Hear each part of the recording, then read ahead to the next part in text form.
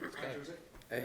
We've got the squad news update that says for Harry Kane he's commenced on-field rehabilitation. Is that ahead of schedule? Is that pretty much on schedule as you expected? I would say a little bit ahead. It gives me a hope of instead of 1, 2 matches, 3, 4, 5. I don't know. Just speculating a little bit, but the feelings are good. He's doing what he can do at this stage, but always with a good feeling. Sometimes follow the protocols and then some step backs because of not the best feeling on this action or that movement. Everything is going well. He's having very good feelings. So positive, yeah. Have you both got a game in mind that he could possibly target? No. When he was injured, I told for me, I forget him. Then I told you, let's see, 1, 2 games, Crystal Palace, Leicester. In this moment, I have better hopes than that. So hopefully that feeling is right, and he can help us in the last part of the season. What's his mindset like? Do you get the sense from him that he is pushing to just get back as early as possible? Of course, in the club, people knows him much better than I do. For me, it's 3 months. In here, years and years. Every time he has a little problem, he's that kind of guy that doesn't accept protocols, doesn't accept a date, a fixture. He always try to go ahead. So he's the kind of guy that you must have a very good control and a very good communication, because the feelings of the players, the mentalities of the players, sometimes they break protocols and sometimes they bring them earlier than expected. Happened with Hugo. So Hugo played a couple of weeks before we could expect. So let's see with Harry, but he's obviously a great professional and a fighter, and he wants to be as soon as possible. But what is that as soon as possible? I don't know. I was wondering if you could clear something up around Heung-min Son. There was some talk that he could possibly be back earlier, possibly could play with a cast on his arm at some point. Is that something? That's another hope, but of course we are far from it. He's coming back to England very soon. Then of course he will have to follow some safety protocols, because obviously he flies from Seoul, and then when his recovering process started, we are going obviously to try all the possibilities to have him back for some matches. And again, I cannot imagine when. I'm not going to risk when, but there is a good possibility that before the end of the season we have Harry and Sonny playing together. From a Dele Alli point of view, I just wonder, is he likely to accept that charge, or is he likely to request a private hearing? What's the situation with that, and how do you feel about the charge? Look, I forgot it. I forgot it because it was so long time ago, and after an obvious and clear and immediate public apology, I just forgot about it. Somehow, a couple of days ago, somebody made me remember it. But in this moment, I don't want to make any comment. What are the reasons for that delay? I don't know. Okay, just on there's a lot of focus on the coronavirus at the moment. What advice have you as staff and players been given? The normal advices that I think come from the authorities, come from the government. I'm not going to make any comment. I am nobody. I am no specialist. I just get the legal advices and what my club gets from authorities, and of course we follow everything. That's why I'm saying that Sonny, when he's back from Seoul, we will have to follow the protocols, and we are not going to have him immediately here. Where will he be, and what do you mean by that? Will he just be away from the I don't know how to be specific with that. I just know that we have to follow some safety protocols. How do you feel when you look at some of how it's impacting on the sporting calendar, and you see games being called off and matches being played behind closed doors? I guess is it just a case of monitoring that government advice to see if that happens in England? I think we should be very cautious with our words, especially people like me, that I'm not in control and I don't have enough knowledge to advise anyone. I just have to accept decisions from authorities and decisions from the people that has much more knowledge than I have. Guys, just on coronavirus, I think if you've got any more questions on that, happy to sort of provide you with that off camera afterwards, just in terms of what we're doing. Okay. Thank you. Yeah, just a final question on the Wolves game, and what response have you had since Chelsea, and how do you assess the hopes for top four at this stage? It's an open fight. It's an open fight for many clubs, and of course we and Wolves, we are involved on this fight. It's 1 point difference between us. Is 4 points difference to the fourth. Man United is there, 1 point ahead, something like that, and Sheffield, I think, same points or one behind, and Everton and Arsenal, and it's a big fight. It's a big fight where every match, every point can be decisive, and we have to fight for these points. And Wolves, they are not there by coincidence. They are not there by luck. I think they are a fantastic team. Really, really, really good team. So big match Sunday. 2 weeks ago you used the analogy of clinging on by your fingernails. Yeah. The battle to get fourth place. Last week were a few more of the stairs kicked away from you by Chelsea. Yeah, but I think this week we had time to work specifically the strength of our fingers. So we can be there.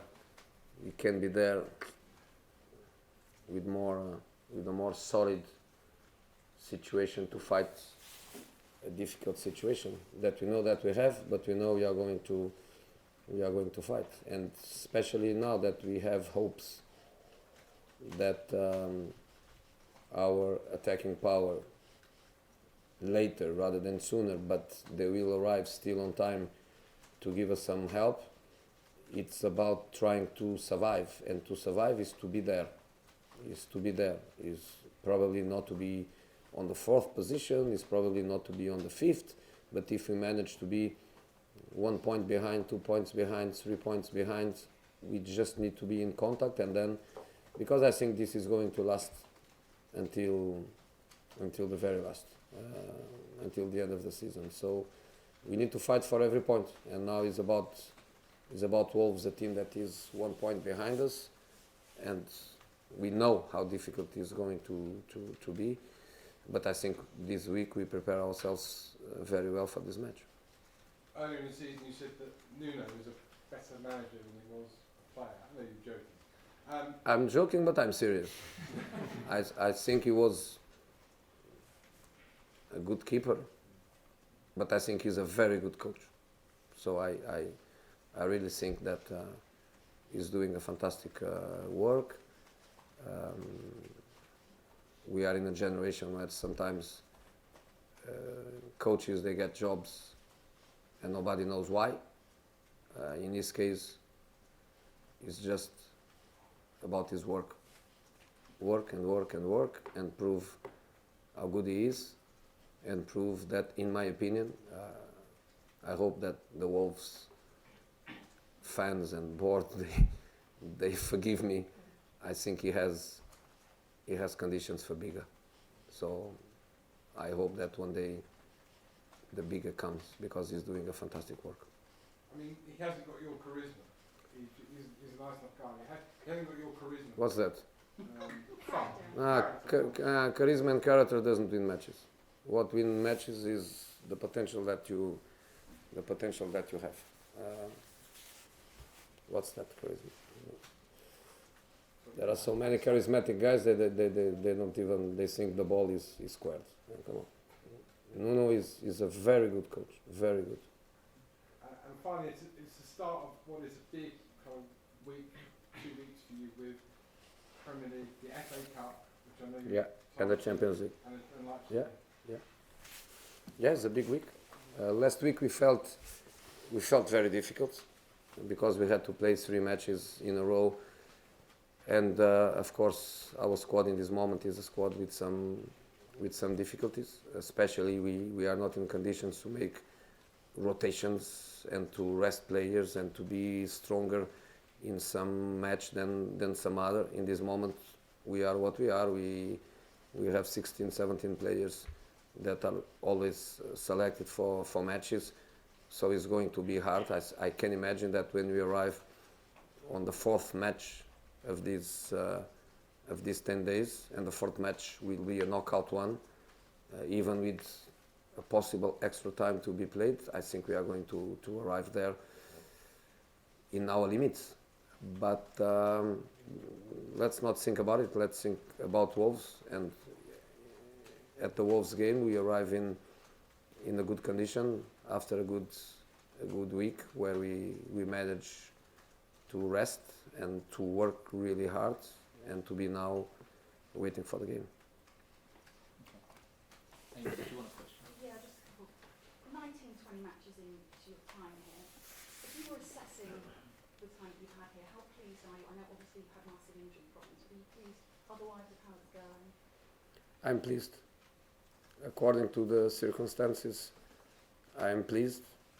Of course, independent of the unlucky situations that we had with injuries, independent of that, I always want more, and I always realize that we have to improve in so many things. But according to all the difficulties, because we are not just speaking about some injuries, we are speaking about big injuries, and every player is important, but there are players that because of their status, because of their charisma,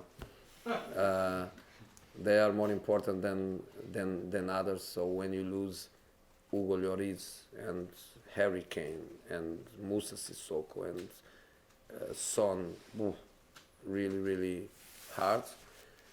But every day that we work is going to be an important work regarding the future. I know them better, they know me better. I think when you go through difficult moments, is very hard, but at the same time you can learn a lot about yourself and about the others. My experience before Spurs, the only experience that I had of coming to a club in I think it was January, was in Porto, and that half of season was so strong. But then the next season was very good, and the next season was historical.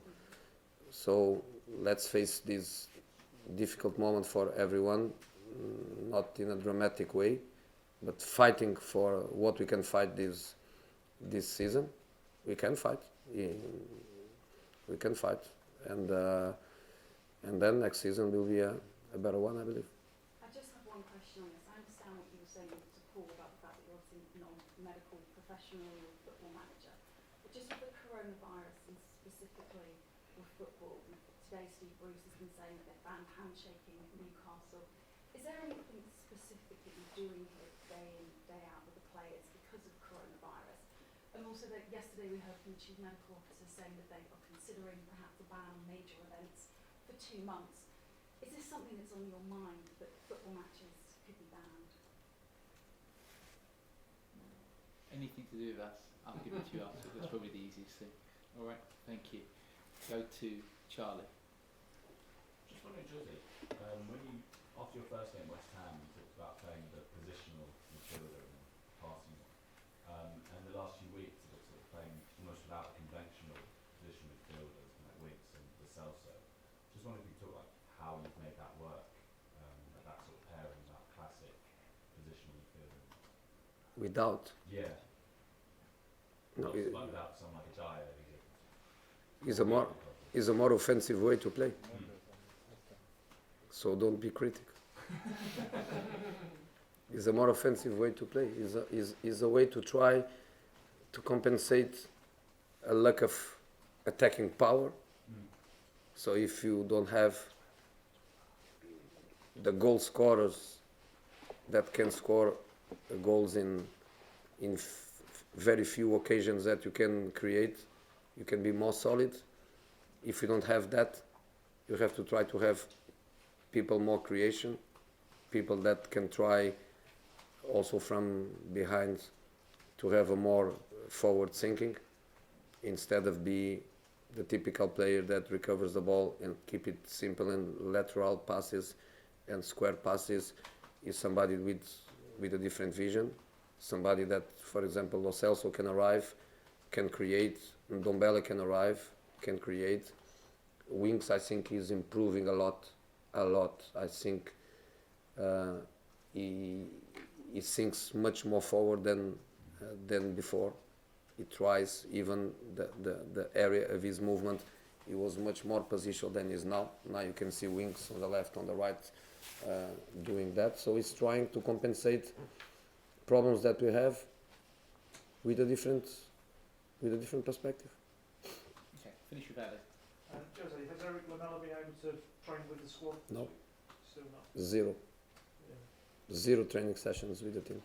Is that that kind of lack of confidence himself in his body? No, he has a problem, but I believe that Sunday he will be on the bench, and he will give us again what he can, and the talent is there, the desire is there. Amazing guy, amazing professional.